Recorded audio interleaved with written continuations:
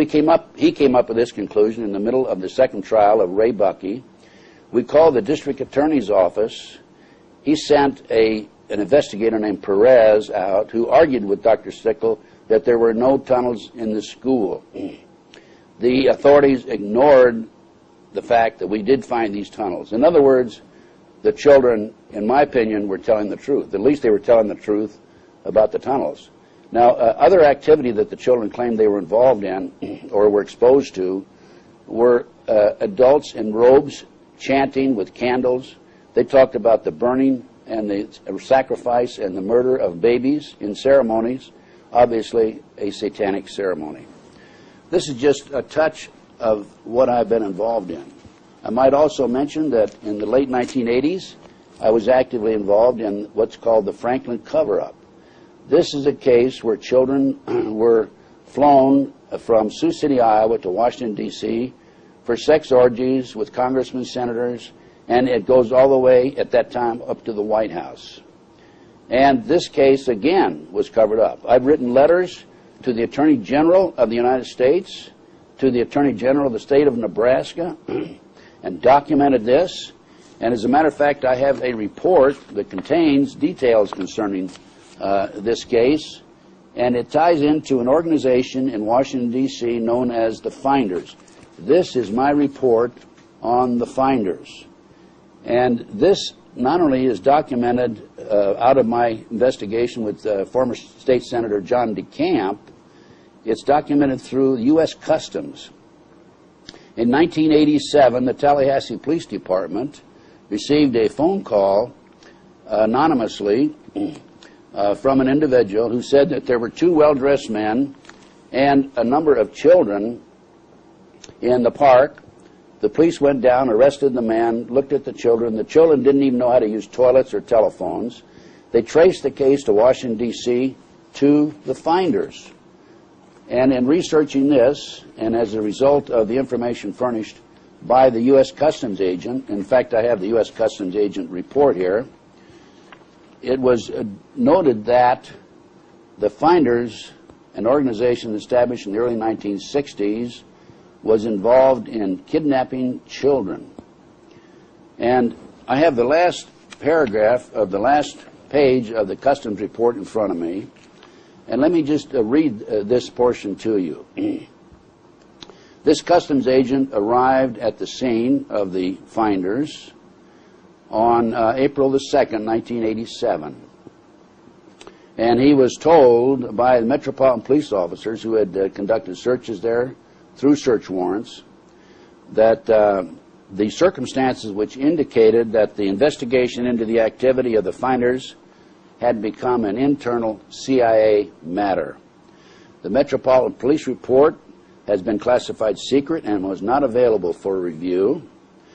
I was advised, this is the Customs agent, that the FBI had withdrawn from the investigation several weeks prior, and that the FBI Foreign Counterintelligence Division, that's Division 5, had directed the Metropolitan Police Department not to advise the FBI Washington Field Office of anything that had transpired. The Washington Field Office is the investigative branch of the FBI in the Washington, D.C. area.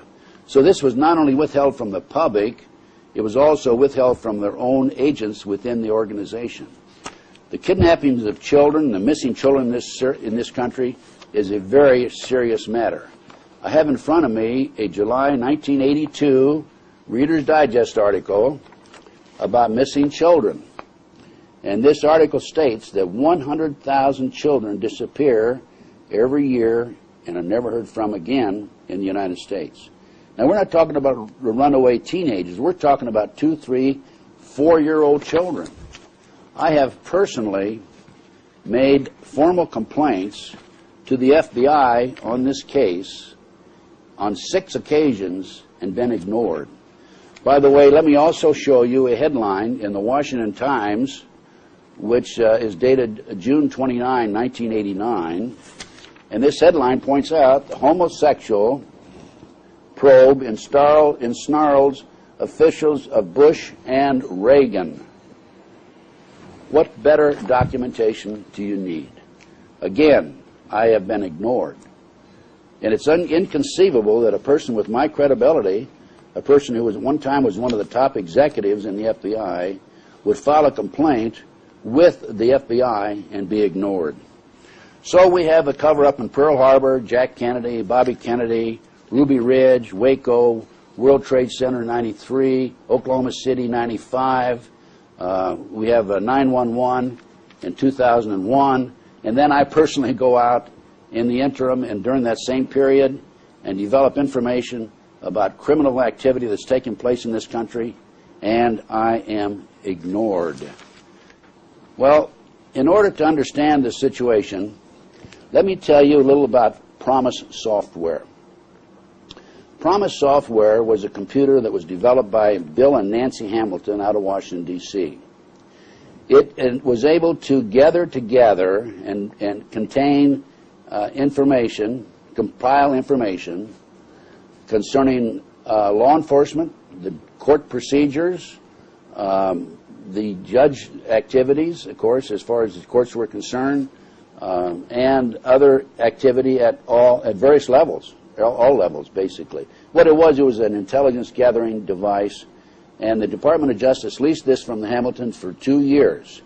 At the end of 2 years, they refused to pay the Hamiltons the $10 million that they owed to the Hamiltons. The Hamiltons went into court, bankruptcy court, filed a lawsuit. They won in court, but the court said, you're in the wrong court. You need to go to the district court. And, of course, they had spent over $1 million at that point and couldn't continue to carry the case out at another level. Now, after the Department of Justice refused to pay the Hamiltons, they gave the Reagan administration, through former Attorney General Meese, gave the Promise Software to a fellow named Earl Bryant. Earl Bryant's former owner of the United Press International. Bryant then took this computer, Promise Software, sold it to the Canadians, the English, the French, and the Israelis. And what the British, Canadians, French, and the Israelis didn't know at the time was that we had put a trap door in that computer, so all the information, intelligence information that those countries gathered was also available to us, unknown to those countries, of course. The person who put that trap door together was an individual named Michael Riconosciuto. Michael was an intelligence agent for a number of years, and the Brooks Committee in the 1980s, around 1990 actually, late 1980s, early 1990s, had a hearing. Michael was contacted and asked to testify about his involvement in installing the trapdoor into this computer. And he received a phone call, according to Michael, from a fellow named Vietnix with the Department of Justice. Vietnix told him, if you testify before Congress, you will be sorry. Michael refused, ignored the warning, and testified. 6 weeks later, he was arrested for drugs, tried, and sentenced to 30 years. Michael claims he was set up on the drug arrest. I am inclined to believe that's true. This is a first offense, drug offense. You get 30 years. Michael's only mistake there was that he was testified and told the truth. I have been Michael's investigator of record for 20-some years. I met Michael in 1982. And for a year and a half prior to 9/11, I attempted to get in and see Michael in prison. I was not allowed in the prison to visit him at that time, at any time during that period. I was finally able to gain access to Michael in January of 2003. And as a matter of fact, I spent 3 days with Michael, January 3rd, 4th, and 5th. And Michael gave me information, and the reason he'd been trying to get to me and give me this information about his involvement, or his development, actually the development, not involvement, the development of information concerning terrorist activity in America. Michael told me at that time that in January, February 2001, he, through his sources, had gained information that there would be terrorist attacks in the United States by the Arabs. Now, you have to understand, the question arises, how could Michael develop this information while he's in prison? Well, in the spring of 1986, I was contacted by a high-level official in the Reagan administration, asked if I could help the Afghan rebels in their fight against the Soviets.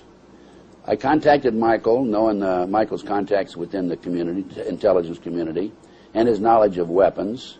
And Michael and I met with an individual from the State Department / CIA, and there was a fourth person there, Tim Osman. We later learned that Tim Osman was Osama bin Laden. As a result of that meeting, I actually didn't do much. I just introduced the parties, and then I dropped out of the picture. But as a result of that meeting, Michael continued and ended up furnishing the surface-to-air missiles to the Afghan rebels that defeated the communist Soviets. Now, you have to understand this also. This was a patriotic move by me because we were fighting the communists. Bin Laden was our ally, our friend at that time.